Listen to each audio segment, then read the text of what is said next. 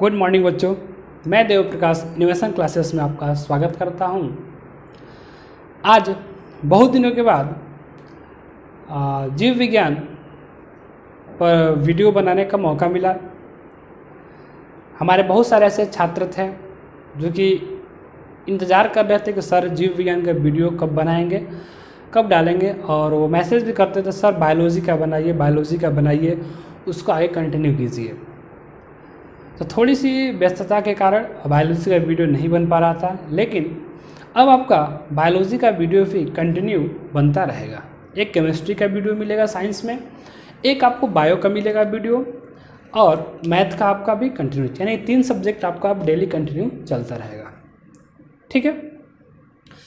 और कोरोना की जो स्थिति है हमारे शहर में, यानी कि अपना जो डुमरांव है, तो अपने डुमरांव में जो स्थिति है उसको देखते हुए अभी लग रहा है कि आपका जो अगस्त महीना भी है वो भी आपको घर पे ही रहना पड़ेगा। घर पर रहिए, सुरक्षित रहिए, मैं यही आशा करूँगा। और क्लास का चक्कर पर जो भी क्लास आपका है ऑनलाइन मैं आपको प्रोवाइड करा रहा हूँ, आप बस घर पे पढ़ते रहिए। आपको कहीं जाने की ज़रूरत नहीं, कहीं आपको निकलने की ज़रूरत नहीं है।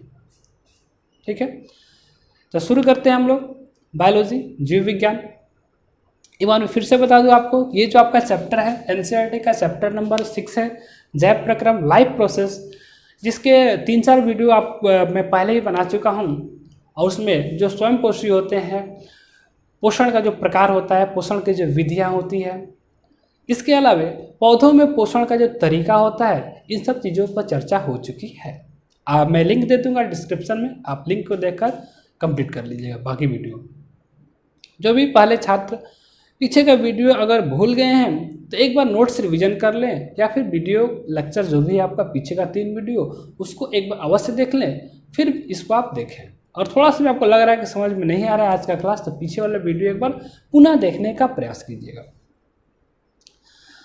तो हमने पढ़ा था कि पौधे जो होते हैं, पौधे स्वयं पोषी होते हैं, पौधे अपना भोजन स्वयं बनाते हैं, और वह भोजन बनाने के लिए या अपने पोषण के लिए किसी दूसरे जीव पर डिपेंड नहीं करते हैं, निर्भर नहीं करते हैं। लेकिन अगर आप मनुष्य की बात करते हैं तो हमारा जो टॉपिक है प्राणियों में पोषण, तो प्राणी क्या है? मनुष्य भी एक प्राणी है, बहुत सारे जो जीव जंतु होते हैं वो भी क्या है? प्राणी हैं। तो हम अपना भोजन स्वयं नहीं बना सकते हैं।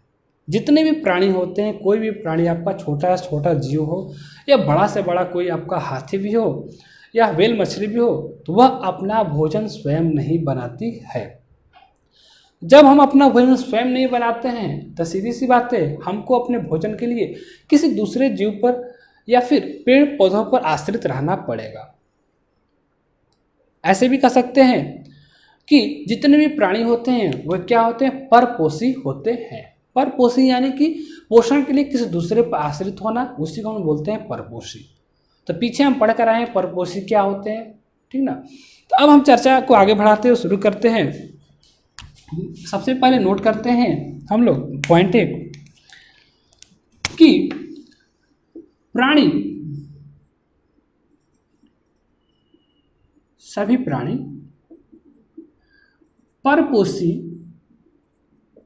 होते हैं। पहला पॉइंट, सभी प्राणी क्या होते हैं? परपोषी होते हैं।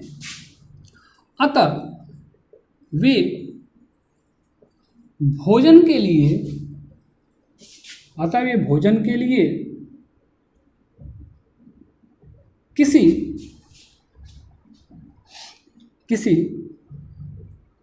दूसरे जीवधारियों पर निर्भर करते हैं। किसी दूसरे जीवधारियों पर निर्भर करते हैं। ठीक है। अब देखिए, तो हमने यहाँ पर देखा कि जो भी प्राणी होते हैं, सभी प्राणी क्या होते हैं? परपोषी होते हैं। परपोषी कहने का मतलब होता है कि किसी दूसरे पर निर्भर होते हैं अपने भोजन के लिए, कोई दूसरा जीवधारी। अब यहाँ पर जो दूसरा जीवधारी है ये क्या हो सकता है? यह जीवधारी या तो दूसरा जीव जंतु भी हो सकते हैं, ठीक है, या तो क्या हो सकता है साथ में पेड़ पौधे भी हो सकते हैं। ऐसे भी समझ लेना है, हम अपनी बात कर रहे हैं, जीव जंतु यानी प्राणी की बात हो रही है, उस मनुष्य की भी बात होती है। तो हम देखिए बहुत सारे ऐसे मनुष्य होते हैं कि वो खाते हैं, आपके मांस भी खाते हैं, ठीक। बहुत सारे ऐसे भी मनुष्य होते हैं जो कि मांस नहीं खाते हैं, वो पूरी तरह से आप पर निर्भर करते हैं, जो भी साग सब्जियाँ होती हैं, जो अनाज होता है उसको खाकर जीवित रहते हैं। लेकिन देखा जाए तो मनुष्य जो होता है या कोई भी प्राणी होता है वो आपका पेड़ पौधों और जीव जंतु इन्हीं पर आपका निर्भर करता है। क्लियर?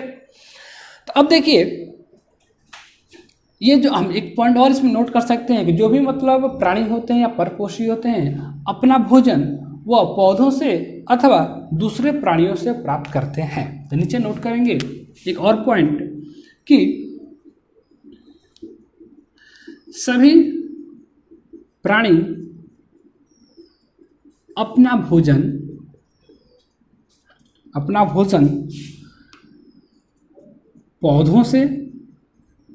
पौधों से अथवा अन्य जीवों से प्राप्त करते हैं। अन्य जीवों से प्राप्त करते हैं, ठीक। ये आपका हो गया। अब हम चर्चा करते हैं कि जैसे मनुष्य की बात करते हैं, प्राणी की बात करते हैं, तो जो हम लोग खाते हैं, जो हमारा खाद्य पदार्थ है, तो जो हमारी खाद्य आदतें हैं, खास करके जो हमारी खाद्य आदतें हैं, तो खाद्य आदतें भी कई तरह के होते हैं। जैसे कि बहुत सारे मनुष्य होते हैं कि वो नॉनवेज खाना पसंद करते हैं। बहुत लोग ऐसे भी होते हैं जो कि नॉनवेज के नाम से ही उनको घृणा होती है। वह केवल जो भी शाकाहारी चीज़ें शाकाहारी भोजन करते हैं, वो मांसाहारी भोजन नहीं करते हैं। लेकिन कुछ ऐसे भी मनुष्य होते हैं जो कि शाकाहारी और मांसाहारी दोनों भोजन करते हैं।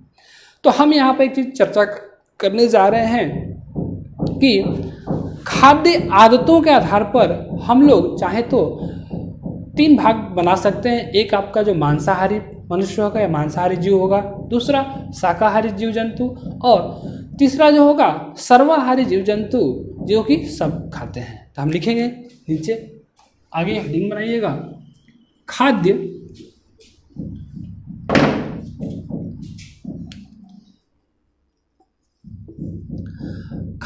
आदतों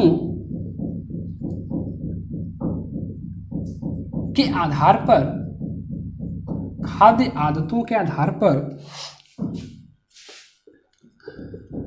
प्राणियों को 3 भागों में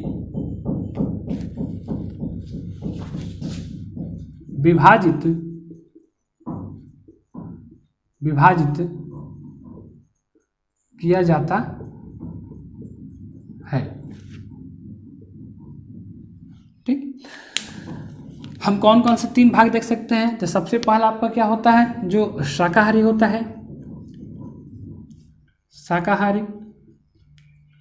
शाकाहारी का अंग्रेजी होता है हर्बीवोरस,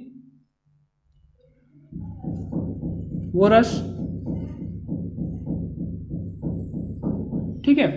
दूसरा जो हो जाएगा आपका मांसाहारी हो जाएगा, मांसाहारी, इसको हम बोलते हैं कार्निवोरस, CARNIVORES, कार्निवोरस। और एक जो होता है आपका सर्वाहारी होता है, सर्वाहारी, यानी कि अंग्रेजी में इसको बोलते हैं हम लोग ओमनीवोरस, ठीक ना, OMNIVORES, ठीक है। वहाँ तक आ रहा है, वीडियो देख लो उधर लास्ट तक, ठीक है, ओके। अब हम लोग क्या करेंगे, बारी बारी से चर्चा करेंगे कि शाकाहारी किसे कहते हैं, मांसाहारी किसे कहते हैं और सर्वाहारी किसे कहते हैं। तो यह जो चर्चा होगी बहुत ही आसान सी चर्चा है। आप कह सकते हैं ऐसे भी कि वे प्राणी जो केवल पेड़ पौधों को खाकर जीवित रहते हैं उन्हें हम लोग क्या बोलते हैं, शाकाहारी बोलते हैं, ठीक ना। तो लिखते हैं हम लोग, सबसे पहले इसकी परिभाषा आप लिख लीजिएगा, वे प्राणी जो केवल पेड़ पौधों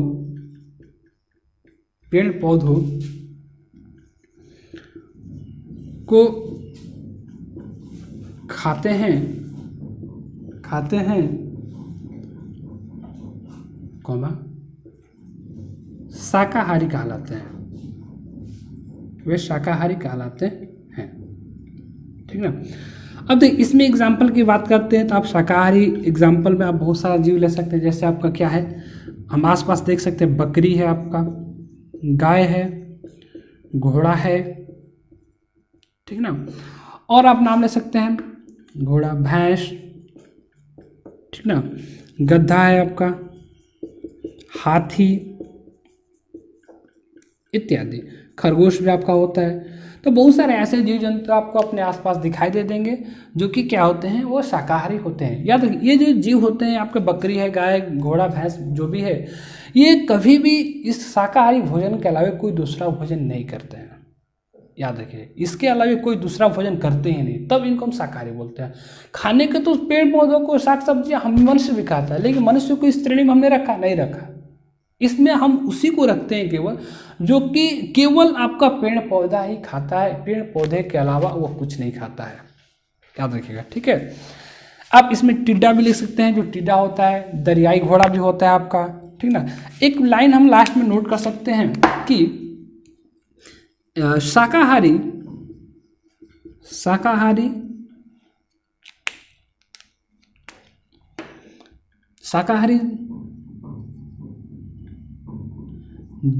जीव जंतु, शाकाहारी जीव जंतु पादप भक्षी कहने का मतलब ये जो होते हैं केवल पेड़ पौधों को खाने वाले होते हैं, पादप भक्षी होते हैं।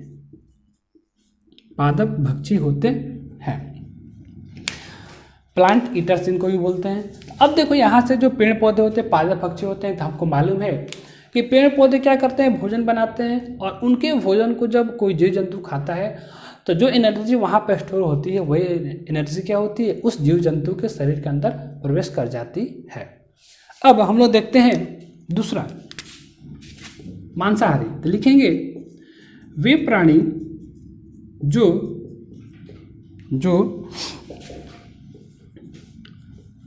भोजन के रूप में केवल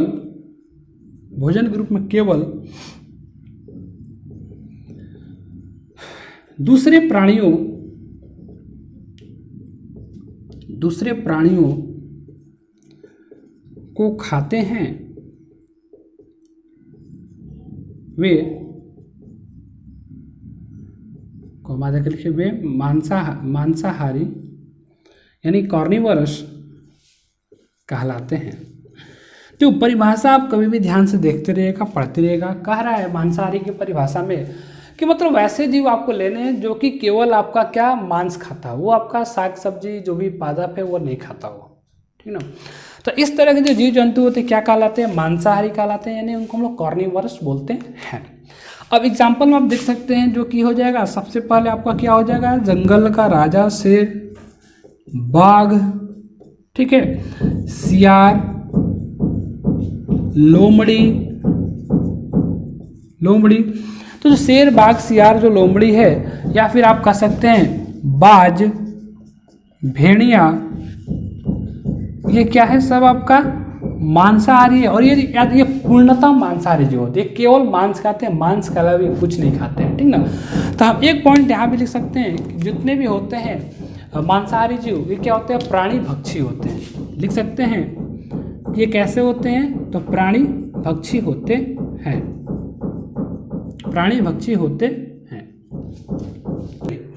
अब देखते हैं हम लोग सर्वाहारी।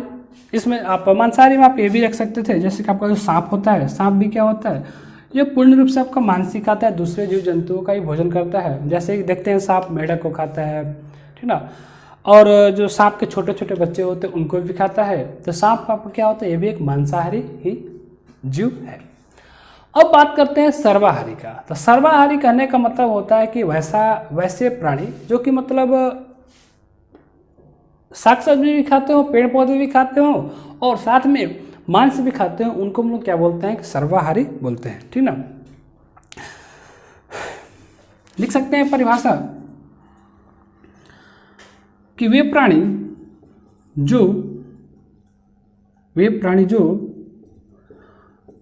भोजन के रूप में पेड़ पौधों तथा जीव जंतुओं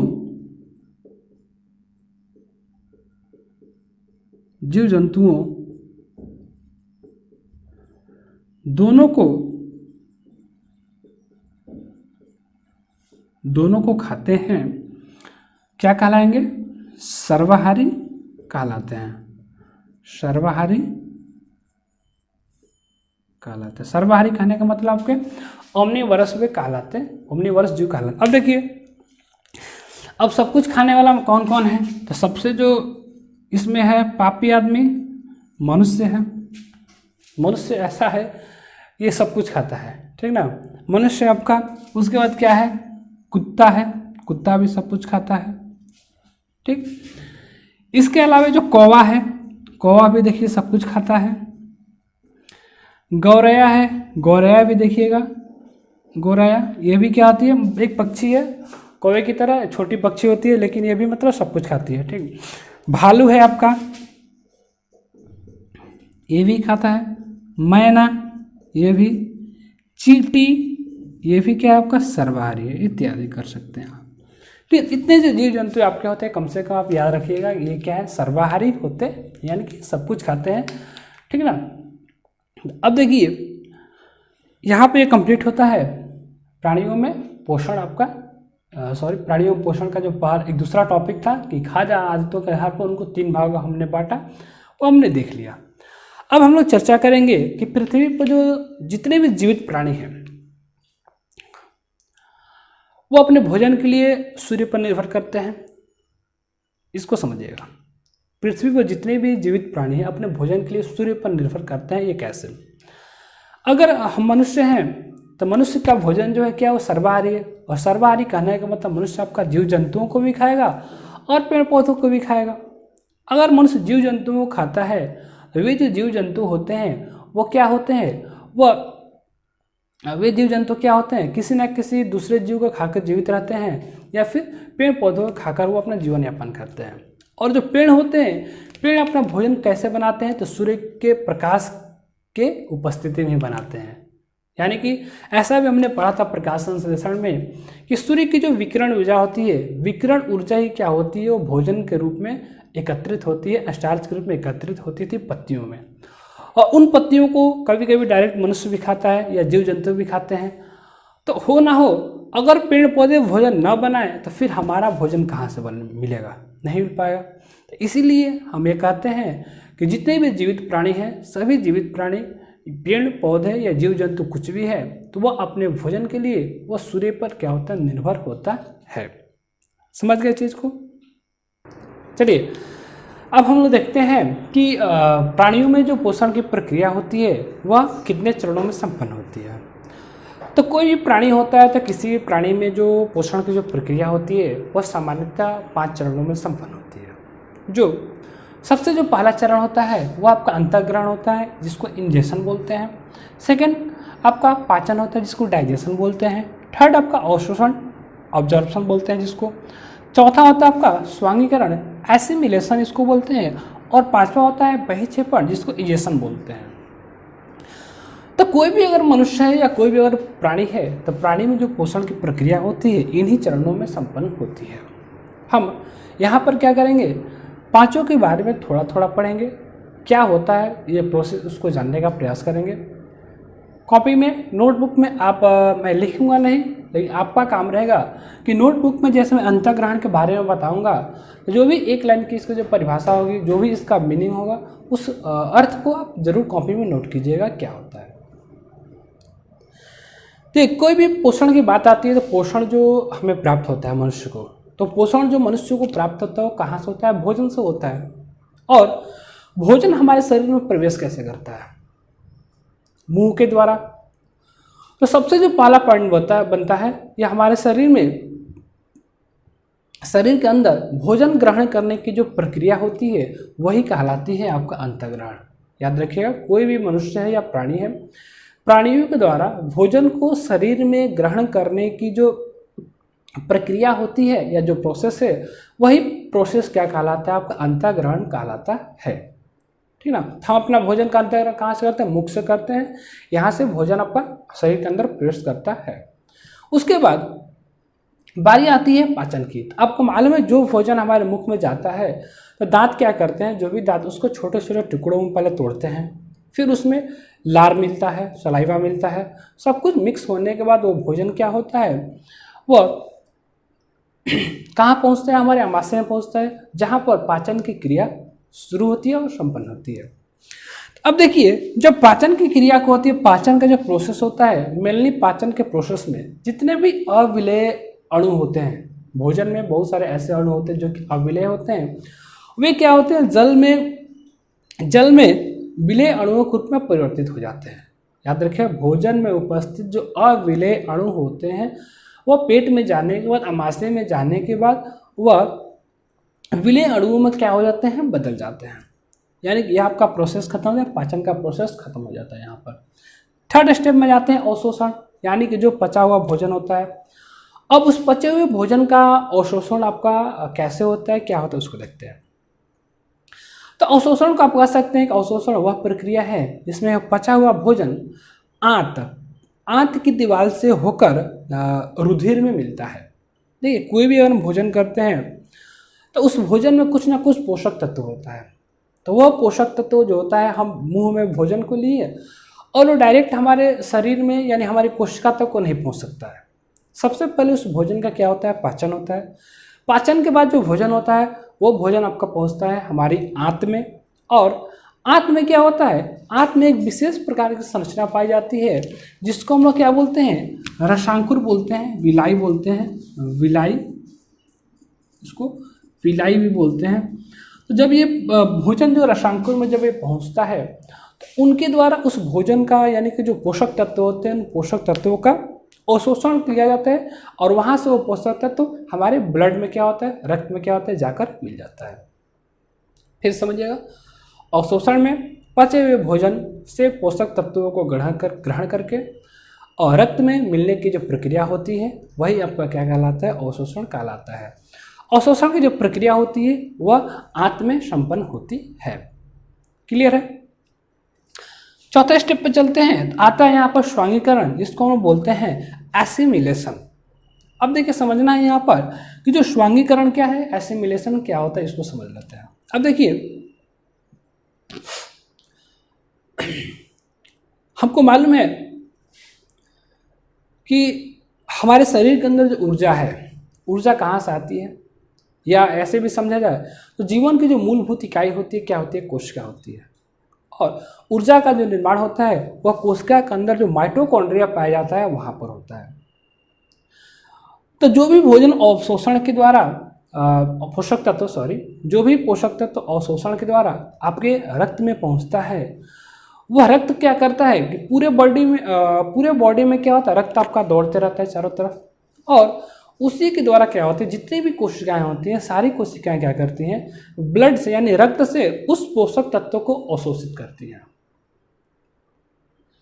कह सकते हैं कि रक्त से पोषक तत्वों को कोशिका द्वारा अवशोषित करने की जो प्रक्रिया होती है वही प्रक्रिया क्या कहलाती है, स्वांगीकरण, एसिमिलेशन कहलाती है।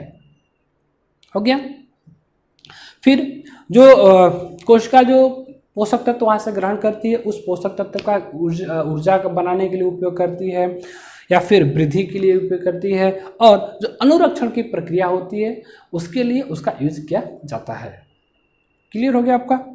अब आखिरी आपका बचता है जो प्रोसेस बहिक्षेपण होता है। बहिक्षेपण को हम लोग नॉर्मली मल त्याग के नाम से भी जानते हैं। यानी कि ये जितनी भी प्रक्रिया है अंतःग्रहण शुरू करते हैं, पाचन, अवशोषण, स्वांगीकरण जब हो जाता है भोजन का, तो अब उसके बाद वहाँ पर कुछ नहीं बचता है, यानी कि बाकी जो चीज़ें बच जाती हैं वो सब अवशेष होता है, उसकी आवश्यकता शरीर को नहीं होती है। तो शरीर क्या करता है, उन बाकी बेकार चीज़ों को वह इजेशन के माध्यम से, बहिक्षेपण के माध्यम से शरीर के बाहर क्या करता है, उसको निकाल देता है। तो यह आपका पूरा का जो पूरा प्रोसेस रहा, पोषण की यही प्रक्रिया होती है जो कि मनुष्यों में या किसी भी प्राणियों में संपन्न होती है। ये जो भी प्रोसेस है मैंने आपको बताया, इसका आप नोट जरूर बनाइएगा और हर प्रोसेस को आप अच्छी तरह से समझ लीजिएगा क्या होता है, कैसे होता है। आप हेल्प ले सकते हैं बुक का। आपके पास जो भी किताब होगा, भारतीय वन बुक होगा, आप उसको पढ़िएगा। उसको पढ़कर फिर वीडियो देखिए, दोनों को मिलाकर के अपना नोट्स आप तैयार करते रहिएगा। ठीक है, इतना ही रखते हैं, फिर हम लोग अगले वीडियो में देखेंगे आगे क्या होता है। धन्यवाद।